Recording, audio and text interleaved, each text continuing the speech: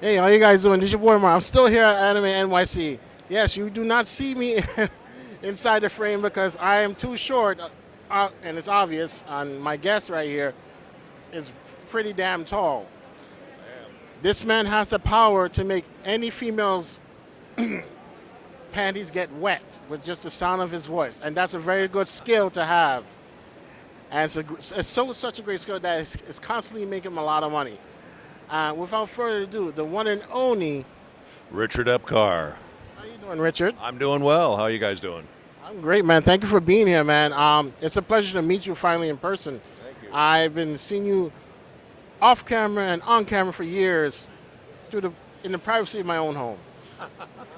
Yes, there's a reason why I said that. See, Richard is well known for doing a lot of voiceover work as well as on-screen work.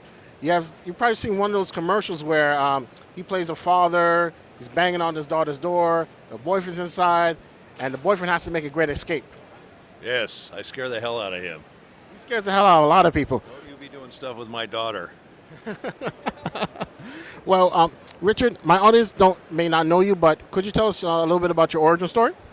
Yes, I started basically the voiceover stuff. I started in Robotech, and then I went on to do Digimon, and now I'm Raiden in Mortal Kombat. I'm the Joker in several Batman games, Akuma in Street Fighter, Batou in Ghost in the Shell, Joestar in JoJo's Bizarre Adventure, and literally over 600 different characters in animation, anime, and games. Oh, well, I want to get to the origin story. How did you become an actor? Who influenced you to become an actor? Oh, okay. Well, That story Well, it's something I always wanted to be. As was an actor, one of the first movies that really made an impact on me was Goldfinger. I saw that when I was 15 years old, and my mom had just passed away, and I was kind of depressed. I went and saw that, and it just really blew me away. And I thought, well, I'll either want to be a secret agent or an actor. And I thought, well, I'm way too tall to be a secret agent because they could just pick me off very easily. So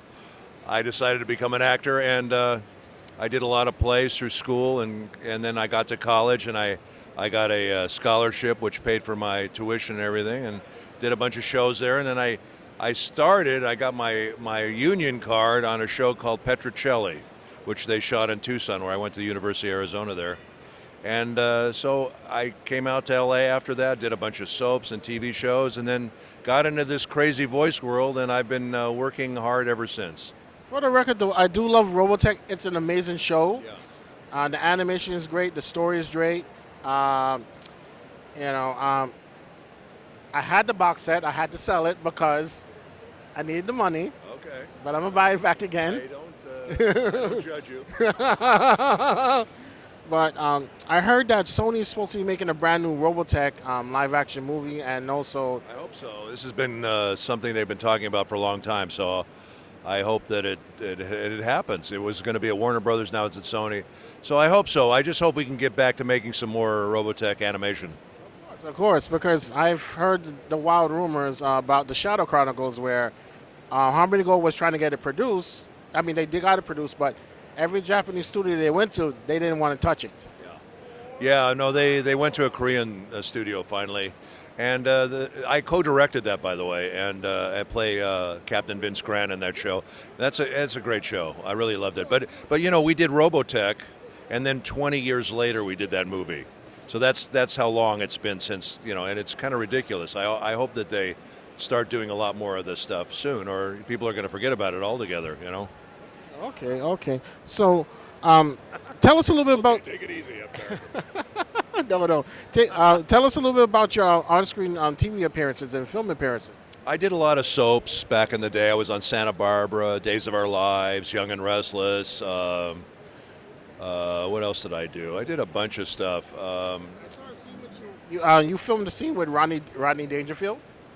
Oh yeah, I did a special with him in he's an interesting guy in Las Vegas, and we had a great time. Actually, it was really fun. They flew me out there, and we shot that, and that was really a fun shoot. Okay. What are you working on currently right now at the moment? I'm working on a lot of games that I can't talk about, unfortunately. But I just finished directing and doing the lead voice of Jigen in Lupin the Third Part 1, and now we are recording and working on Lupin the Third Part 6, which I play Jigen in as well. And the movie just came out, Lupin the Third, the First, which is a beautiful CGI movie which was shown in theaters, and you can see it on Amazon. And I adapted that. I adapted the script for that and played Jigen in that as well. Oh, I noticed also, I recognize your voice from Digimon. You played Myotismon. Myotismon and Edamon. Edamon, baby.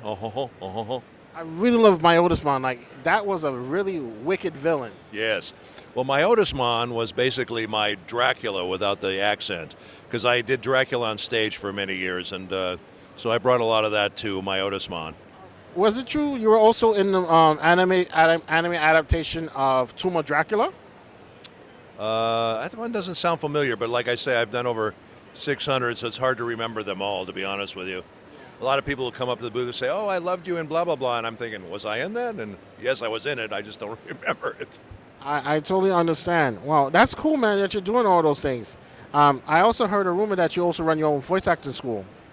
My own school? Or voice acting camp. Once in a while, I will do some classes on. I've done maybe 3 of them online, and I've done a couple of them in person. It's not something I do a lot of, just because I don't have a lot of time to do them, to be honest with you. But you know, I think that the people that come to my classes, I think they learn a lot, and I think it's really helpful for the people that want to be in this business.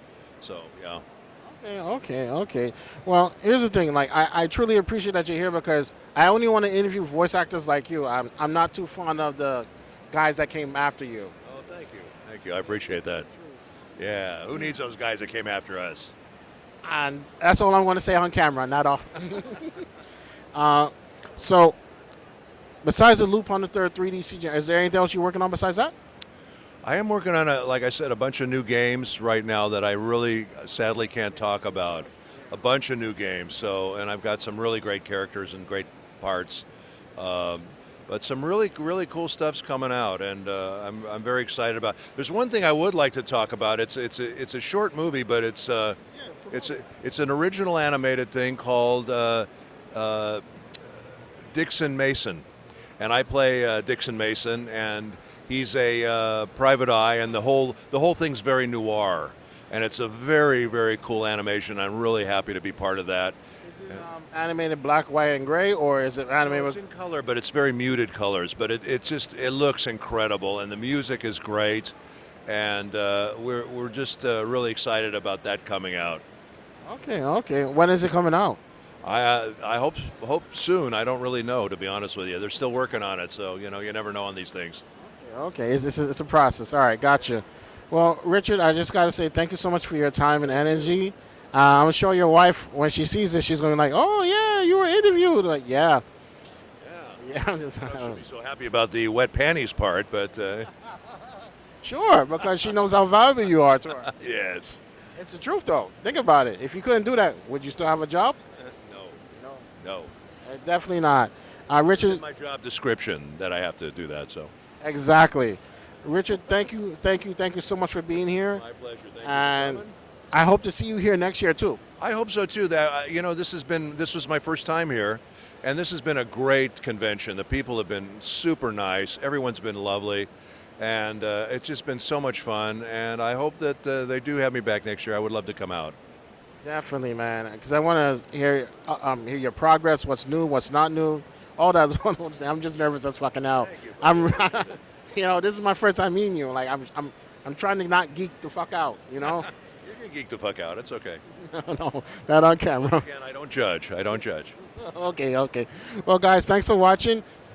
Special thanks to Richard Epcar for being my tallest guest on the program. That's right. I hope to see you guys again here next year.